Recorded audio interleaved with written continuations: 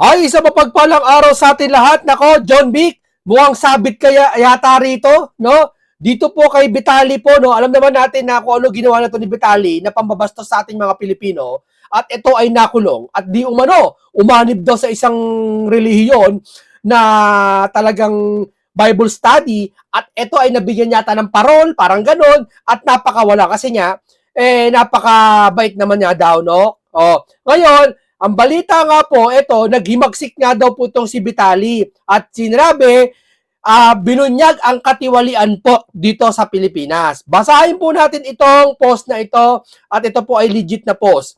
John Vic, posibleng hindi. At pwede na. John Vic, posibleng ipa-extradite pabalik sa Pilipinas si Vitali. Ibinahagi ni Interior Secretary John Vic Rimulya na posibleng ipa-extradite pabalik sa Pilipinas ang Russian vlogger na si Vitali Isdorovetsky kung mapatunayang siya mismo ang nagbigay ng suhol na nangurap habang naka-detain sa bansa. Wow, ang tapang naman ni John Vic. No? Russian talaga yan, no? Bakit ganon? No? Si Tatay Digong, andun, hindi mo pinapabalik dito, pero kayo papabalik nyo dito yan. Ano kasi Trump? Feeling mo, kukunin mo si Vitali sa Russia? Ano yan, i-extradite mo? Bakit? Di ba? Gano'n na ba ngayon? Akala na ito talaga John Vic, no? Siya yung kalabaw na langaw lang, nakatuntong sa kalabaw. Di ba? Oh. Pero si Tatay Digong, na may dapat na ibalik nyo rito, dito nyo ikulong, ayaw nyo. Di ba? Oh, yan talaga, ganyan talaga. Pero sa 2028, 2 taon na naman eh. Hindi na, 1 taon na lang halos eh. Di ba? Ito ay kasunod ng payag ni Vitali sa isang live stream kung saan ibinulgar niyang nakaranas umano siya ng korupsyon habang nasa kulungan. Sa live stream ng American streamer na si Dean Rose, sinabi ni Vitali, biruin mo habang nakakulong naka-cellphone at ang nakakatawa sa balita, itinatanggi ng iba, ay hindi sa aming kulungan yan, ay walang ganyan. Ano yung AI na naman? Oo! At yung mga vlogger na mga loyalista, pinagtatanggol, ay walang ganyan sa panahon ni BBM. Sa panahon ni Duterte, ganyan lang. Ano yung post ni Vitali? AI? Ginawa niyo pa sinungaling yung ano, ito mga to, no? Huli na. Ano yung mga picture na kumakalat ngayon? Ito to. Ano to mga to? Ano to? Hindi pa sa loob ng kulungan yan? Ha? Marami siyang pinalabas dito. 'Di ba? Oh. At sabi, nangungurakot. Saan po kurakot dito? Alam mo saan kurakot dito? Nababayaran po. Sabi, siyempre, paano mapapasok yung cellphone mo? Aba, sa akin lang ayon po sa isang vlogger na nakulong na rin dati. Kilala niyo naman kung sino yon, nakulong na. Ang pangalan niya ay Norman. aka FLM, di ba? Naalala ko yung sinabi niya na nababayaran daw yata 100,000. Di ba? Makapasok lang cellphone. Hindi natin alam kung gaano karami pera ni Vitali, no? O may pamilya mayaman ba to? Pero ayon sa page niya po, 7.5 million na ang followers niya at sikat siya sa ibang bansa talaga. At doon siya namamayagpag sa mga ganyong gawain niya, sa panloloko niya doon sa mga vlog niya, no? Pero di natin alam kung talaga nagbabayad si Vitali, no? May cellphone ako sa buong panahon ng pagkakakulong. Binilag ko ang buong karanasan at inalintad ko ang korupsyon, lahat ng korupsyon. Nagbabayad ako sa gwardiya. Ayos ka na, I had phone the whole time in jail. Biruin mo, sarap ng buhay, Banyaga to, na hindi kilala, pero nakakagamit. What if pa kaya yung sinasabi nyo na mga big fish na kulong, sabi ni John Vic, parehas ang treatment, Kung ito ang vlogger na to, nakalulusot to hindi banyaga to What if pa kaya sariling bansa at mga politiko nakakulong at mga engineer na mayayaman nagsoli ng pera? Sa tingin nyo, yung sinoli ng pera mga district engineer na yun, 100 million, tuwa na kayo. Sa tingin mo, tapat na yun, sinoli na yun? Kung nagtira yun ng billion din, halimbawa, kinurakot niya 2 billion. Sinoli lang 100 million. Di ba may butas na sa pagsusoli ng pera? Yan ang sinasabi ko sa inyo mga kamunti. Hindi porket mag-restitution ka muna bago witness. Eto na ang katibayan, hindi niya ba nahalata? Yeah? Ngayon, paano niyo mapapaliwanag ngayon to? Kasi, alam mo, kung si Bantag ay nadadyan pa, sa bilibid si Bantag. Hindi wala ako sa bilibid ito nangyari sa BGMP at no? Pero, syempre, inspired to PRRD. Diba? Inspire siya kay PRRD na kung sa panahon ni Duterte, sa madaling salita, hindi mangyayari to. Diba? Dito nga, di ba, nakulong yung si Junel, diba, sa mga gantong gawain. Diba? Andiyan yung mga kasi bakit may cellphone? Bakit? Ano ba ginagamit sa cellphone? Text sa pamilya? Hindi naman eh. Ang balita noon sa PRRD, panahon ni Bantag, ginagamit ang cellphone for transaction sa illegal na mga gawain. At doon sa loob, at ang kakampi mismo daw, yung mga panahon na, isa doon sa mga nandoon sa loob ng jail. Di ba? Kung andyan si Bantag, ang sasabihin ni Bantag dyan wala sa panahon ko yan. Di ba ito? Kung nandito si Bantag at talagang hindi kinasuhan si Bantag, talaga mapapasabi talaga si Bantag na kung sa panahon ko yan, yari kayo. Uubusin ko kayo. Hindi, wala namang kaya siya sabi pero sa tansya ko lang. Ito sinasabi ko sa inyo mga kababayan na unti-unting hinahayag ng panahon kung anong pinagkaiba ng panahon ni Duterte sa panahon ni Marcos. Kaya, ang makapagsasabi, hindi taong bayan Ang makapagsasabi, sitwasyon Hindi ba? Ayan ang makapagsasabi. Negative 3 ka? Dollar mo, magsi-60 na? Hello? Tapos, number 1 pa rin si BBM sa inyo? Sige nga. Hindi, ayoko, hindi ko sisigaw BBM resign. Ayoko nun. Ang sa akin lang, may karapatan akong Pilipino bilang taong bayan, nasa konstitusyon naman, na sabihin ang kakulangan ng presidente. Di ho ba? Ayon kay Remulla, maingat siya nagsalita ukol sa aligasyon dahil sa isang linggo lamang umanong nasa custody ng Bureau of Jail Management and Penology sa Vitali bago ito ilipat sa Bureau Immigration Detention Facility. Gayunpaman, iginit na kalihim na kung mapatunayang si Vitali ay mismong nangurap, maaari itong magbukas ng kasong kriminal at maging batayan ng pag-extradite sa pabalit ng Pilipinas. Ano ka? Kukunin mo si Vitali doon, papayag ba Russia? Akala ni John Vic, napaniwala siya ng mga troll sa palakpak.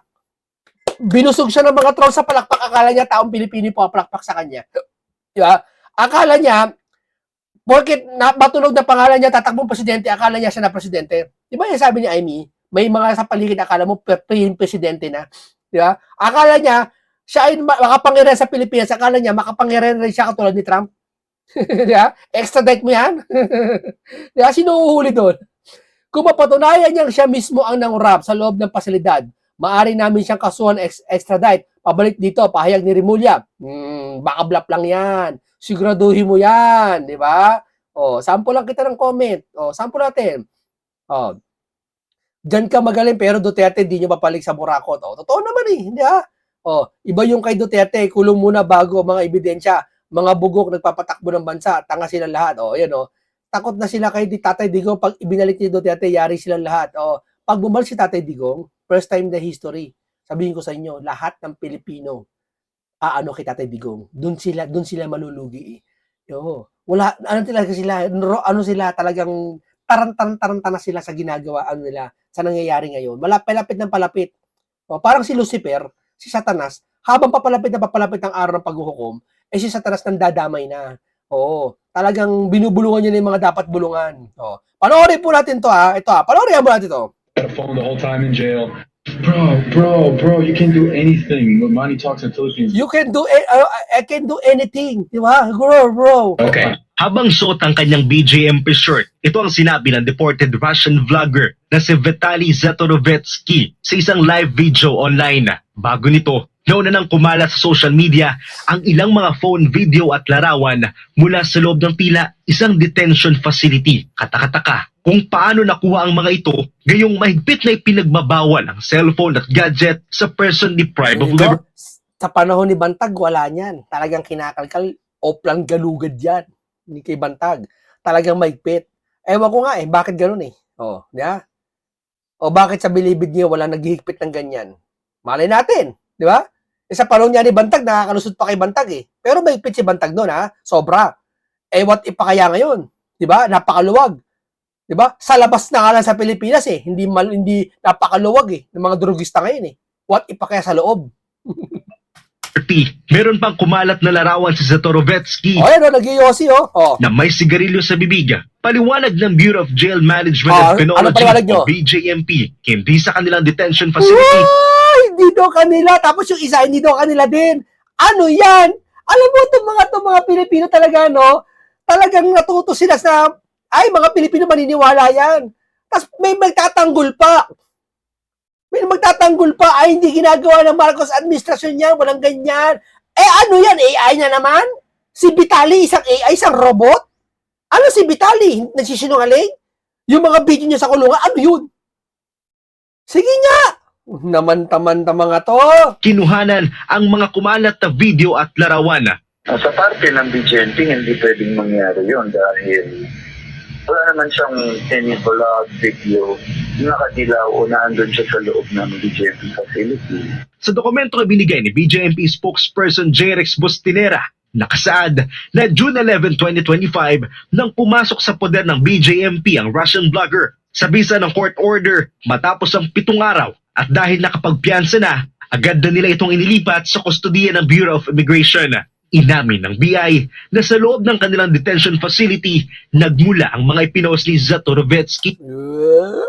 Doon daw sa loob.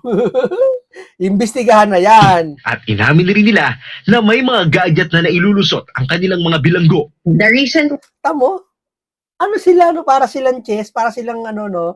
Na, o sige, hindi kasalanan ng jail yan, hindi kasalanan ng sino mang kulungan yan. Kayo may kasalanan. So, mali pa rin. Hindi kasi, wala kasi naghihigpit sa inyo. Di ba? Hindi ka tulad ni Pangulong Duterte dati, pinag-uutos niya, higpitan lahat yan. Di ba? Walang ganyan eh. Kung meron naman, may nakakalusot, pero may paghigpit na nangyayari. once, yes po, parang dalawang magkahiwalay yun na videos sa facility po natin, pero may sinasabi pa siya na marami pa siyang i-release. So we would Naku, marami pa ilalabas si Vitali.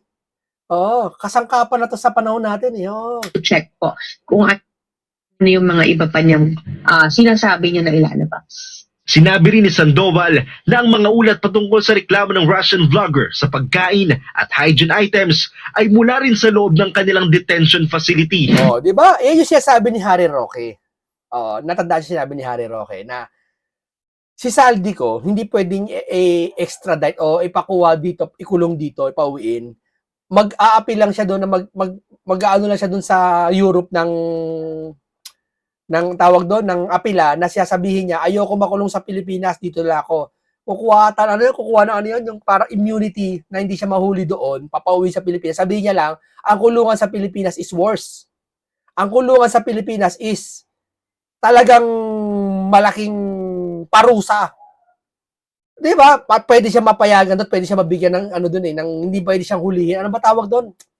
Ilagay nyo nga dyan, ano ba tawag doon? Hindi siya pwede huli, immune siya sa Europe. Ano tawag doon? Extradite. Hindi, may isang tawag doon, nakalimutan ko eh. Ha?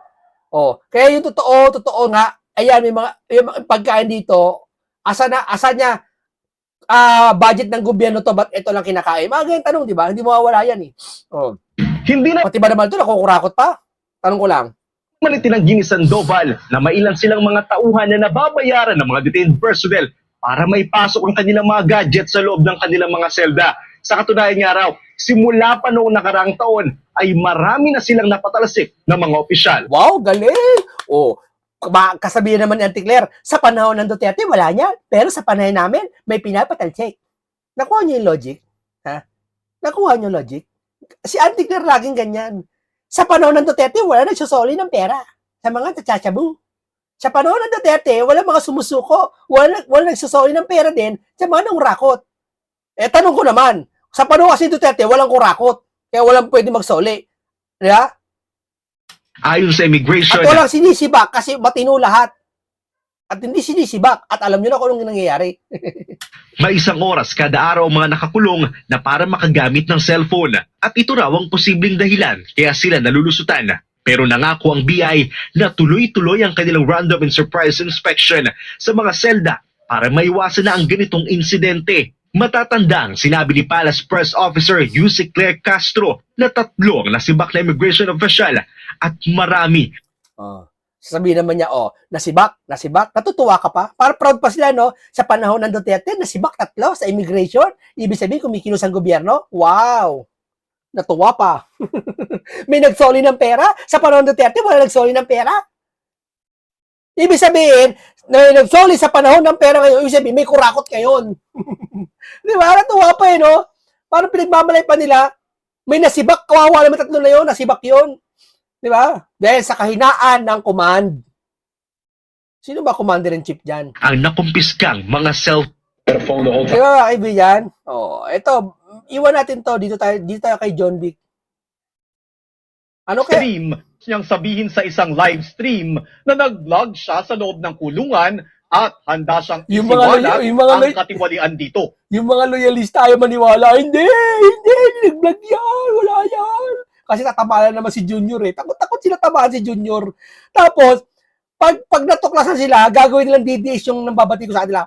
Pustahan tayo. Si Vitali gagawin nilang DDS, Kung hindi lang gawin sa DDS, sabihin, iba talaga mindset. Talagang Duterte mindset niyan. Duterte talaga didilis ang mindset. Talagang gusto nila ipasok ang Duterte. Di ba? Ganyan sila ka-obsess. Sabi nga ni Kati Binag, obsessed na sila. Kaya naapektuhan ang taong bayan. Obsessed sila sa mga Duterte. Oo.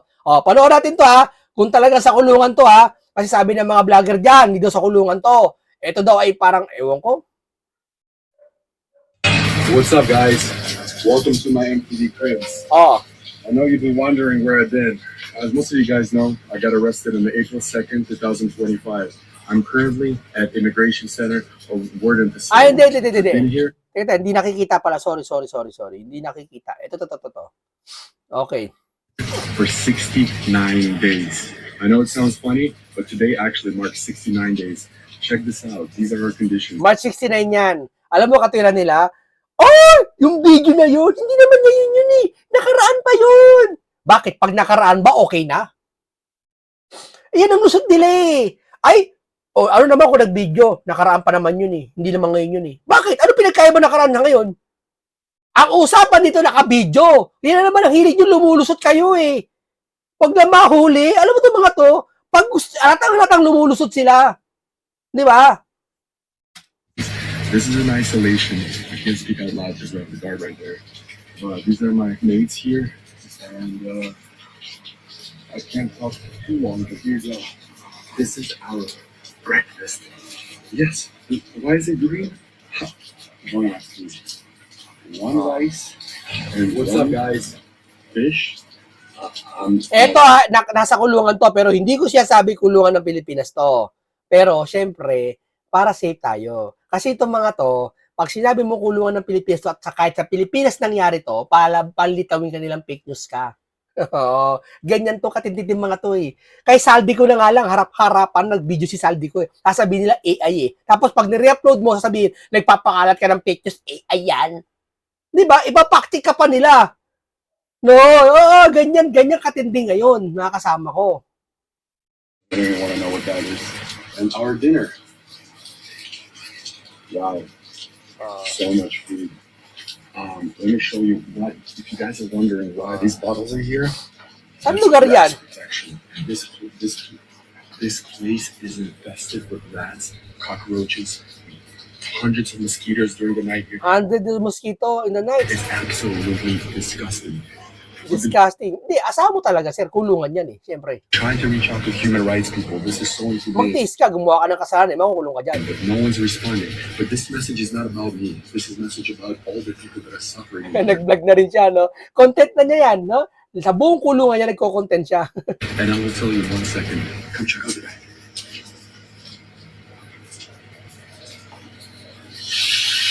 Yan, no? This is how.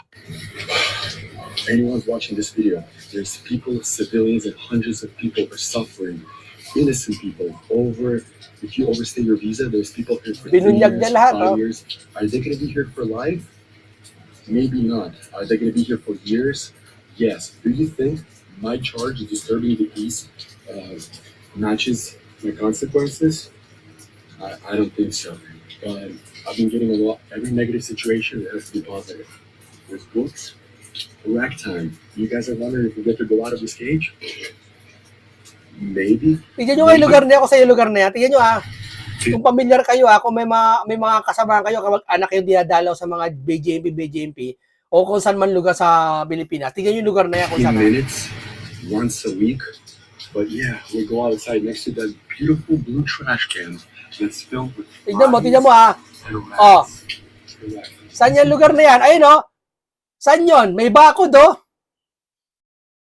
Nakita nyo, may makapal na bakod oh. Sabi may makakulong pa doon. Parang familiar in Bilibid eh. Di ko alam ha, parang di ko siya sabing Bilibid yan, pero kamukha lang sa Bilibid, kasi sa Bilibid may ganyan eh, may mga ganyan. Nakita nyo yung harang sa taas? Nakita nyo may harang sa taas? Ito may araw oh. Nakita nyo, yan, yung taas na yan. Di ba sa Bilibid may padan na ganyan, nakaharang ganyan? May mga ganyan sila. Kayo nga, tingnan nyo, hindi ko siya sabing Bilibid yan ha. Kayo tumingin kung saan lugar yan. Kasi ba, itinatanggi, baka itanggi kung saan yan eh. 15 minutes. This message is, before I say it, we'll be praying here every single day, and I just wanted to read out prayer for next. Guys, this is the prayer for next week for my bunk beds and me.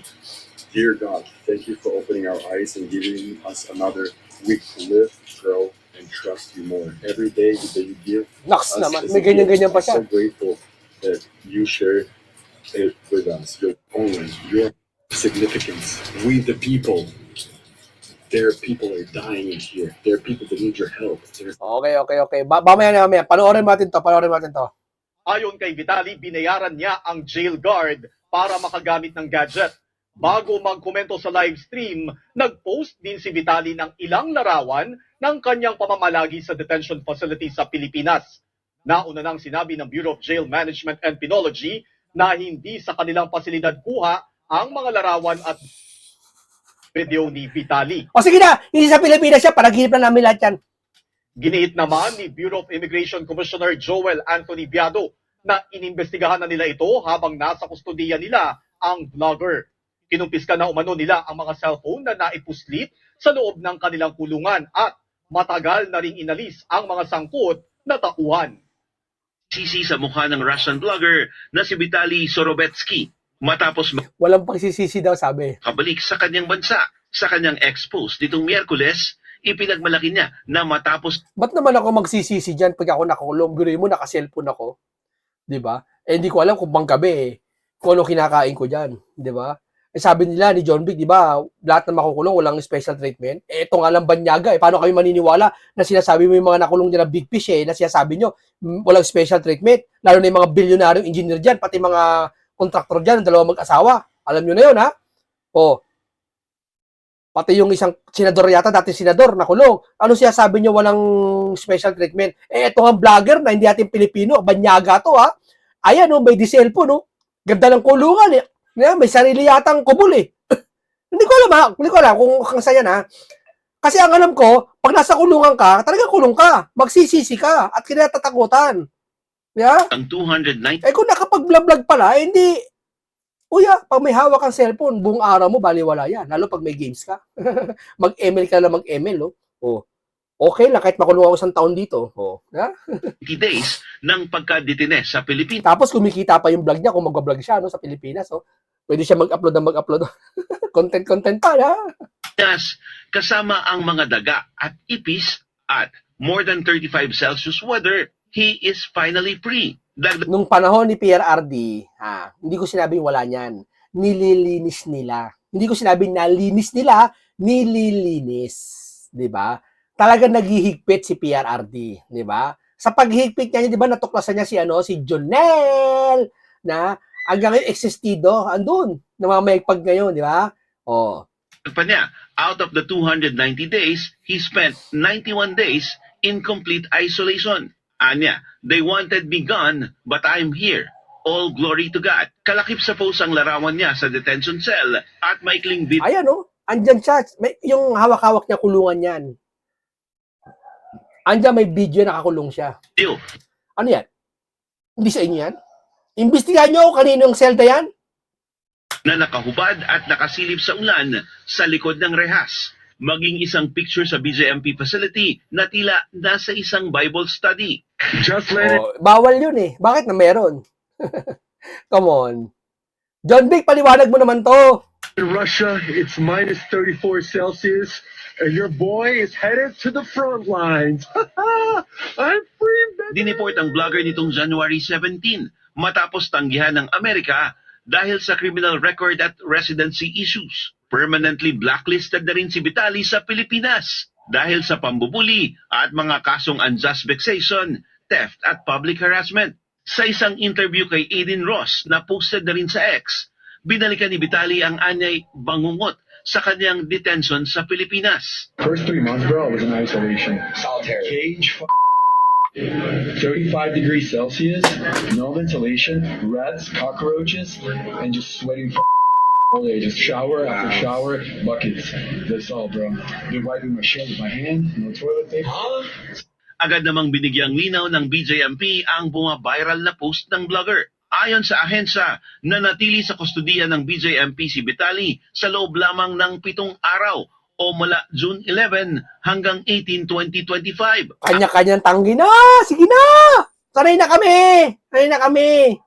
Ang larawan ay binahagi niya sa kanyang social media account kung saan makikitang nasa loob siya ng isang BJMP facility. Kuha raw sa idinaos na Welfare and Development Program, partikular ang pagsasagawa ng Bible study. Ang isa pang imahe na naipost ni Vitali kung saan nagpapakita na mayroong may hawak ng sigarilyo at ang umano ay paggamit ng mobile phone ay hindi naman kuha sa loob ng BJMP facility. O sige na, di nangyari yan. Sige na, okay na, di na nangyari yan. Di ba? Sinabi ng O sige na, sinungaling na lahat kami. BJMP na mahigpit na ipinagbabawal sa lahat ng kanilang pasilidad ang yosi at Alam mo mga Pilipino, no? Alam mo yung huli na? May asawa na huli.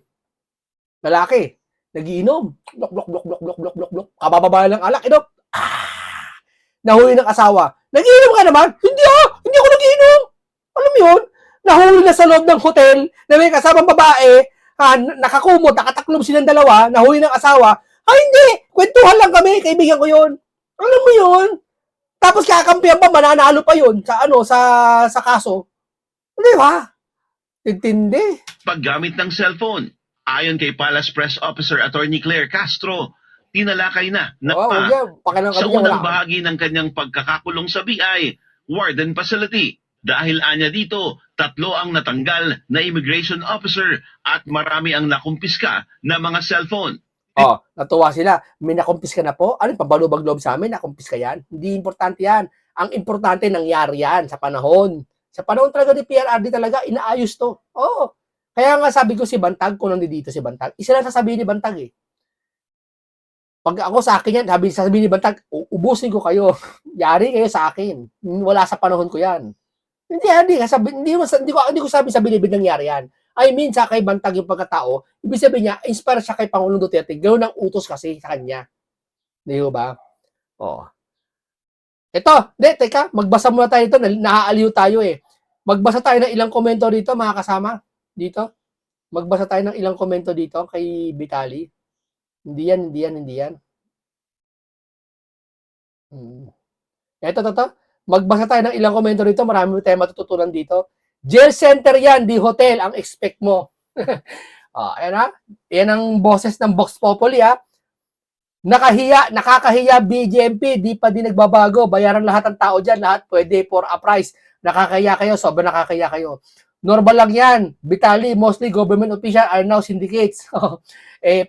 Yung sabi niya, yung nasa gobyerno nga natin, ayaw magtino eh. What if pa kaya yung nasa loob? Diba? Paano mapapangasiwaan mo yan? Sabi niya paano makapagbubunga ang isang mangga ng mansanas? Kung ano puno, siya ang bunga. Tama? Kung ano ang leader, yun ang magiging bunga ng kabuuan hanggang sa baba. Di ba? Kung ano yung ugat, yun ang magiging bunga. Di ba? Kung meron bang mangga ugat, ang bunga kamyas. Siyempre, pag ang ugat ay mangga, ang bunga nun, mangga rin. Kung ang ugat ay mahina, ang bunga nun ay mahina rin. Tama, mali. Diba? Kaya nga, tapos, pag may korupsyon, gusto mo ang managot yung bunga lang? Hindi yung pinakaugat sa korupsyon? Yun nga yung hinuhuli ni Senator Rodante Marcoleta, yung pinakautak at ugat ng korupsyon. Pag sa inyo, pag korupsyon, wala kayong kalam-alam? Puro bunga lang, yung sila Bryce Hernandez, yung mga kontraktor, pero sa mga ugat, ayaw na nila paratingin doon. Yeah? John B. Remulla, pinaglaruan ka na nila, Vitali. This actually pretty cool, vlogging inside jail. Kahihiya BNJMP yan. Mga alam niyo to, mga 88080, nag-comment dito, hindi naman yan sa BJMP. Kahit hindi pa niya sa BJMP o ano man yan, saan man yan, sa Pilipinas man yan, nakakahiya pa rin niya kasi may cellphone dun sa loob ng kulungan. Yeah? It's also good that receive that punishment for the deed that country in exchange for this learn what is law exists in the Philippines to give it attention worldwide the how corruption Philippines government is. Mukhang siyang tanga lang actually. May dokumentary dati tungkol sa corruption sa kulungan sa Pilipinas. Man's complaint about record. Huwag mo na ipagtanggol na walang corruption. Huwag mo na ipagtanggol kayo naman, oh. Mas ayos pang kulungan mo. Si Tatay Digong na naman ang kasalanan ito. Sasabihin, sa panahon ko si Tatay Digong, pinalaki ulo ng mga yan eh. Hindi panahon niya ni Digong eh. Inaayos yan eh. Di ba? Oh, yan ay may special treatment sa loob ng mga politiko para kaya no. So yatin ito, hindi siya nilagay doon sa mga kulungan sa siksikan. Eh kung sa bilibid nilagay sa maximum yan eh. Yari ka doon. Di ba? Katapusan mo na. Ang linis ng CR may foam at bed. Mas maganda pa rin si Alda sa Bongski. Picha sabihin nitong Bongski. So what? Nagreklamo pa it's prison not hotel. Oh. Nagulat ako sa presyo ng tubig dyan sa loob while labas. Malakas ang ihi ng aso. Hindi naman sa BJMP yan. Hindi naman sa BJMP kahit saan man yan. Nakadetain yan. Bakit may cellphone? At bakit nakakapag-vlog? Di ba? At hinayag. Nako. Yan na naman to mga. Liligtas na naman to. Huwag na matamaan yung amo nila. Huwag na matamaan yung amo nila. No? Okay, ano masasabi niyo po mga kababayan ko? Ito bang ginawa ni Vitalit? Tama ba to? O sa panahon ng ni Bantag, ni General Bantag, sa panahon niya ay mas maganda sa pamamalakad sa mga kulungan. At sa panahon ni Pangulong Duterte, maganda ang pamamalakad sa mga kulungan. At talagang wala nakakalusot. Kayo nga, ilagay nyo nga dyan kung tama siya sabi ko. Opinion ko to tsorya ko to Oh. Okay, paalam sa inyong lahat.